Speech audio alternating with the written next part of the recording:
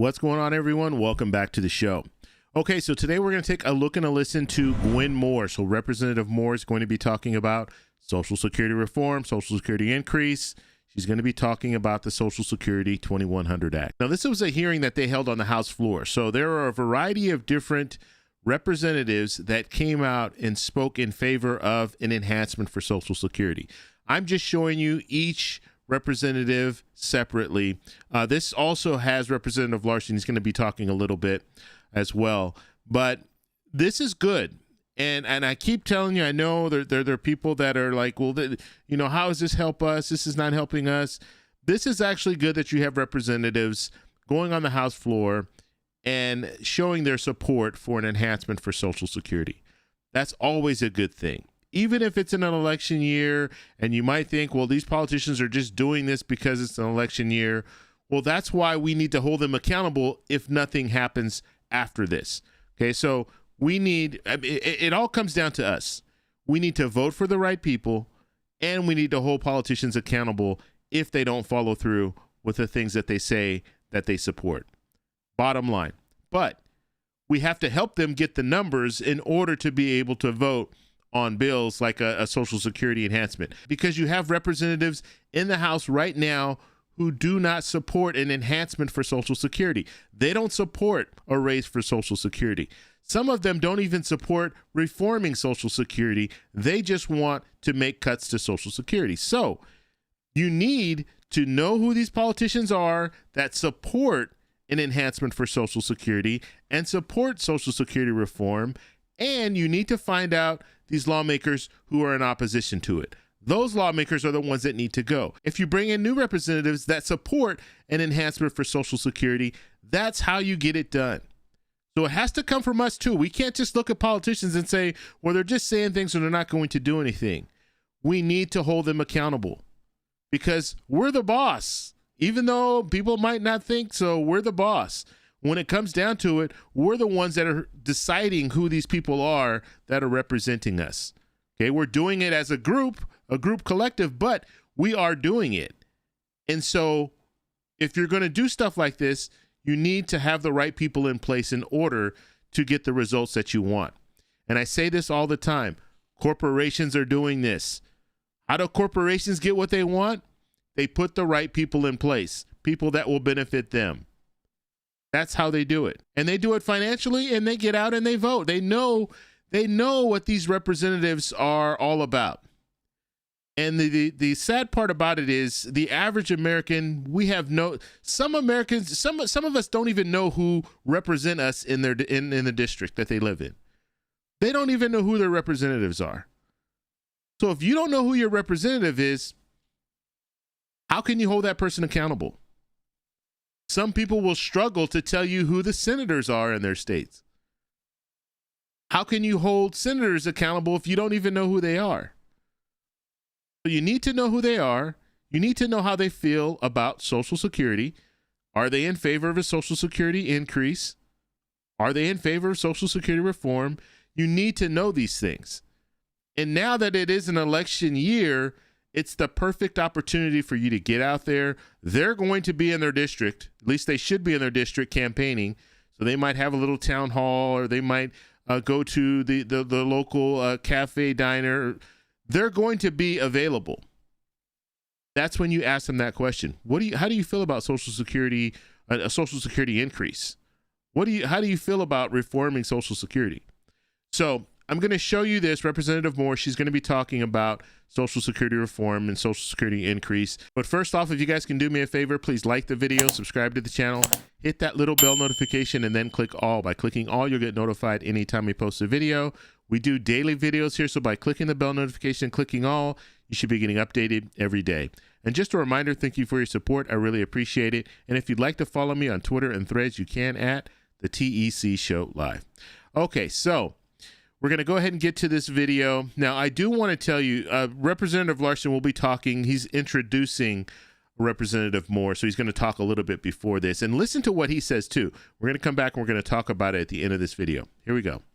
I want to point out that both you and Ms. Moore, who will be speaking next, understand completely that this is an earned benefit Social Security.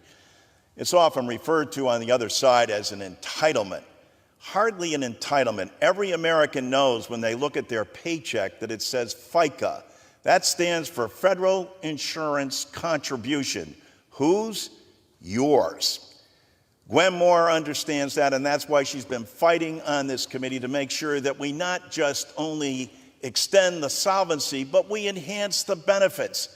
Imagine Richard Nixon was president of the United States the last time Congress enhanced any benefits to Social Security. Do you think things have changed a little bit over those years? Every single member of the public ought to be outraged by this. And it's not anything the president can do with executive order. It's not anything that's going to happen through the judiciary. It's only through the United States Congress. And what are we asking of the Congress?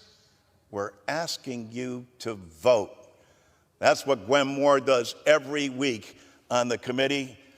The gentlelady from Wisconsin. Thank you so much, Mr. Chairman Larson, for holding this special order on the importance of enhancing Social Security. You talk about how things have not changed for the last 80 years since Social Security has been in existence. But I'll tell you one thing. Social Security has not changed its emphasis and focus on allowing our workers to retire and age in dignity and not in poverty. And we should and can enhance the program so that it will be solvent and useful for current and future beneficiaries. Take, for example, some provisions that I've included in the Social Security 2100 Act.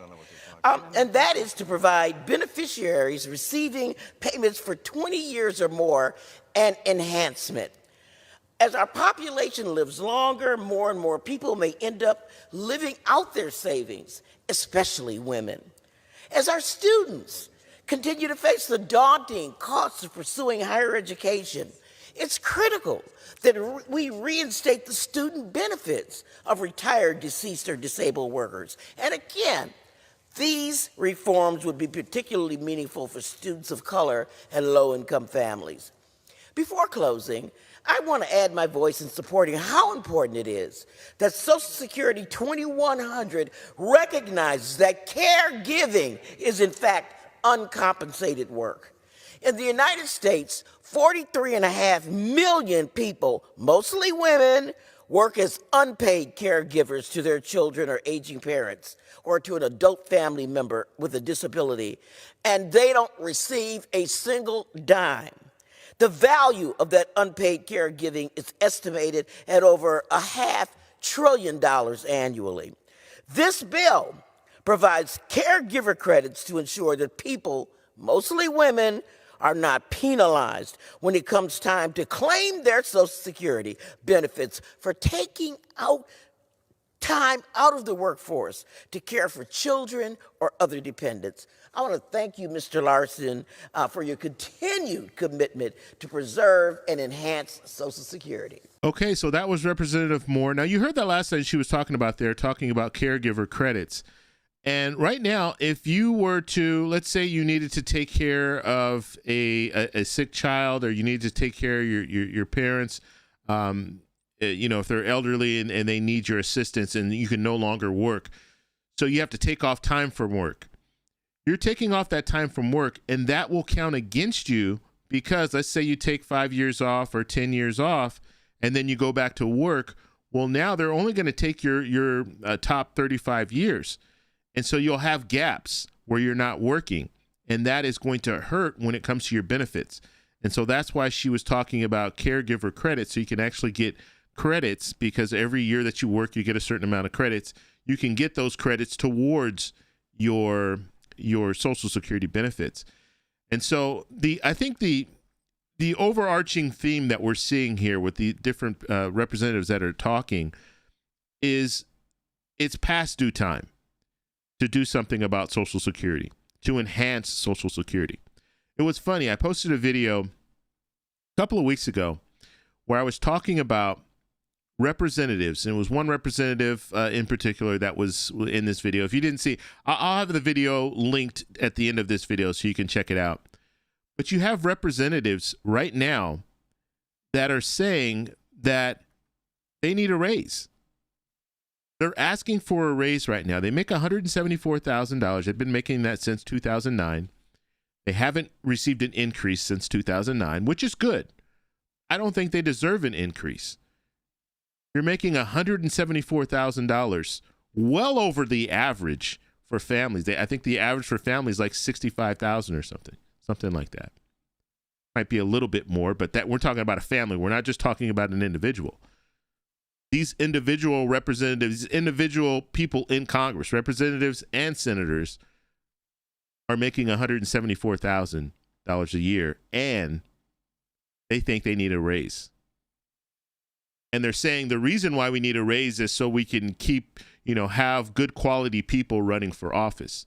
And it's just interesting that they're asking for this raise, but when it comes to helping people who have paid into a system their whole life, worked 30, 40 years paying into that payroll contribution, and you heard Representative Larson talk about payroll contribution, not a payroll tax. People have paid into this their whole life, and all they're asking for is a little bit of an enhancement and to prolong the program so there won't be any cuts to the program. That's all they're asking for, and you have politicians right now that says, you know what, that's not acceptable.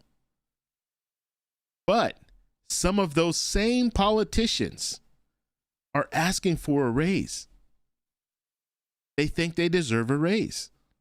And they do very little work. Last year, 27 bills were passed that passed into law. 27 bills that came out of the House were passed into law. Just think about that.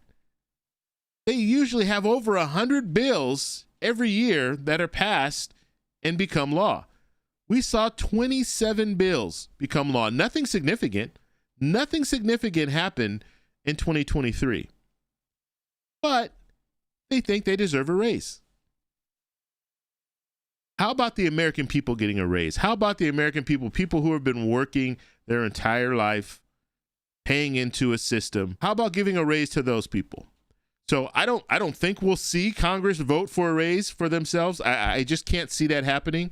Although you do have some politicians that think that they should get a raise, I cannot see that happening. And I will follow that closely. If they put anything on the floor talking about a raise for Congress people, you guys will be the first to know. And you should be outraged and hold them accountable in 2024 in November, because it's just, we've been watching this. It's just chaotic. We're looking at another government shutdown. All the stuff that's going on right now, and these politicians think, at least some of them, not all of them, some of them think, you know what, we need a raise. So I just wanted to put that out there. When it comes down to it, you have Congress people talking about a raise for themselves, but when it comes to helping the American people, especially people who are on a fixed income, they are turning their backs on those people. And it's sad. It really is. And now you do have some representatives that are in favor of a Social Security enhancement. That's why I'm showing you guys these different clips. And so that was Representative Moore. And in the future, in the future, I'll show you some more lawmakers that are in favor for a Social Security enhancement. If you guys have any questions, let me know down below. If you like this video, please give me a thumbs up. Please subscribe for more, and I'll talk to you in the next one.